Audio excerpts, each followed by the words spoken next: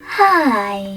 In front of me is Nokia 224D, and today I would like to show you how you can set up screen lock.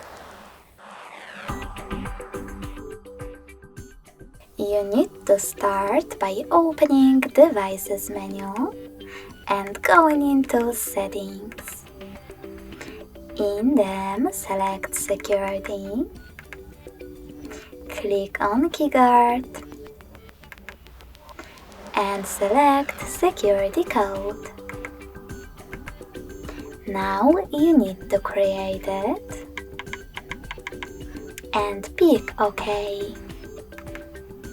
Then repeat it in order to confirm it and choose OK again. So now when I go back, turn off my screen, then switch it back on. As you can see, screen lock is now required. Thanks so much for watching. If you enjoyed this video, smash that like button, comment and subscribe. Bye!